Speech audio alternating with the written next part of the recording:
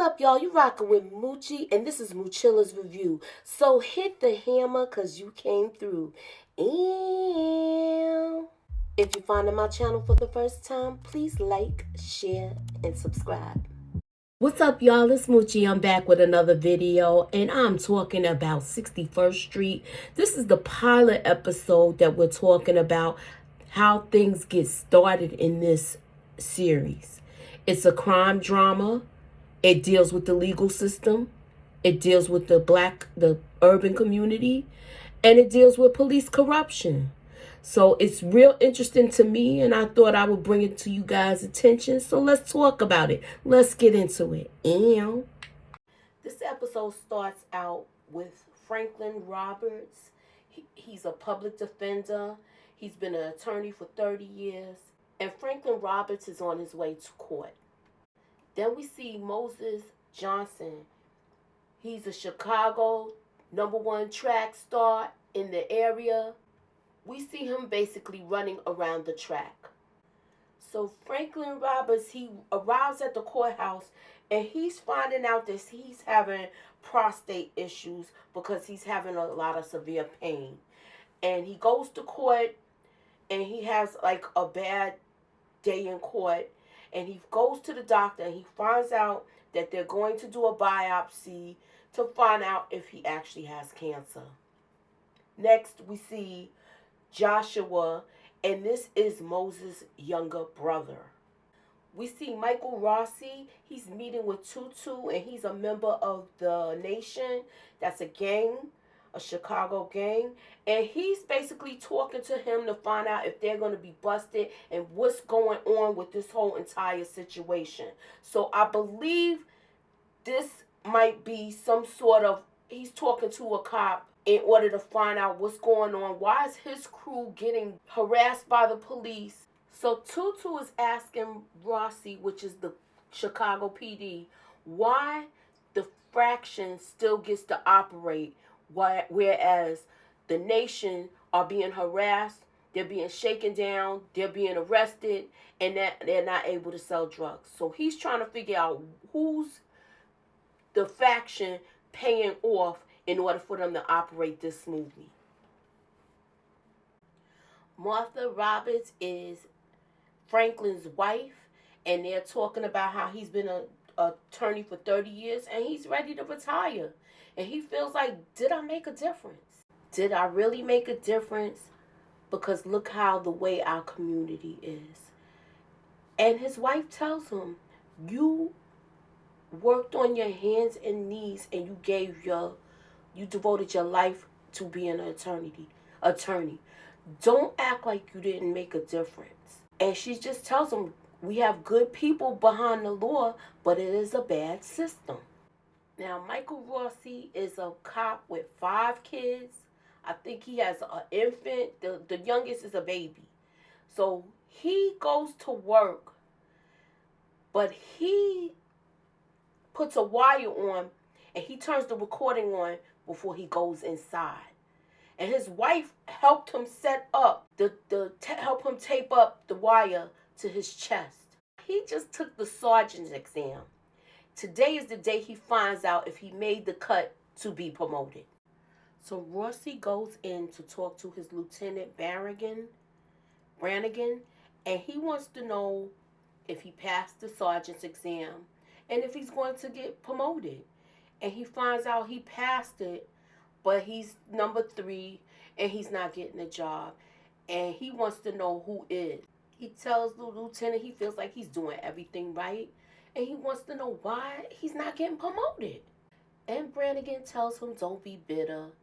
And he mentions that he spoke to one of his friends from the Nation, and he wants to know why the faction is getting away with selling drugs, and who do they know and who's paying them off, and who's on the take. And he says, who told you this? And he said, Tutu.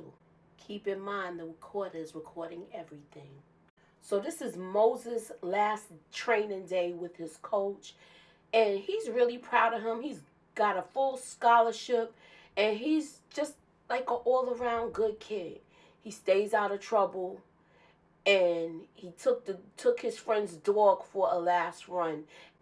We're about to see three of these worlds collide. Now, with this, so now Rossi is with his partner, and they have to go down to an area, and this is an area where the nation, basically, that's their grounds. That's their stomping grounds. Now we see Moses, and he's talking to Tutu because his brother, they stopped his brother because he was walking through the gang territory. Moses gets a pass because he's on the track team. Tutu doesn't like the way he's talking to him, so he pulls out on him, and the cops come. The cops come as Tutu shoots the gun in the air, and he gets shot directly in the chest. He's dead. They take everybody down. Joshua gets taken down. Moses gets taken down, but he runs off. He starts running. Rossi chases after Moses, but you know he can't catch him, right? He's gone, but for some reason, when he slips through this gate, he ends up catching him because he cuts through these side streets, and they have a little struggle. It goes left, and Rossi falls and hits his head on a metal, iron spike. This was like a freak accident the way this happened. So he falls. Moses goes back and tries to help him, but he's really messed up. He's dying. Moses' friend Calvin sees what happens. Rossi's partner Logan comes, and Moses is gone. So now he's calling an officer down, so he's trying to get help for him. And he sees that Rossi is wearing a wire. So he takes the wire and he puts it in his pocket. We see that, we already know that Tutu's dead. They're taking Joshua in. And they took all the rest of the gang members to the station. So they are trying to revive Rossi, but it's too late. He's gone. Brannigan is there. And he's basically like, you know what we have to do. Like, basically, they want to avenge his death. There's cameras that see everything. So immediately, Lieutenant Brannigan gets the footage. So Logan goes to Rossi's house to speak to Jessica to let him know what happened. And she doesn't take it well, and the kids are there, so everybody hears this. Because they all have, I think he has children under 7. The youngest one is the newborn. So Brannigan has Joshua in custody. They didn't call his parents. And they're questioning him. They're questioning him. They're grilling him. And at first, he's not talking. He's like he didn't do anything. They went and retrieved footage showing him walking in the area. And he was like, I was just walking home. And he was. He was walking home from school. So they got him at this time. Moses hides in a dumpster. So he's in a dumpster. They take Joshua down to the docks and they scare him. They scare him into getting a name because you know he wasn't going to give up his brother. They scared him so bad when he told who his brother was. Meanwhile, back at the Roberts house, they hear it on the news that the cop got shot. And now they're hearing that Moses Johnson was the shooter. Franklin cannot believe this. He does not believe this at all.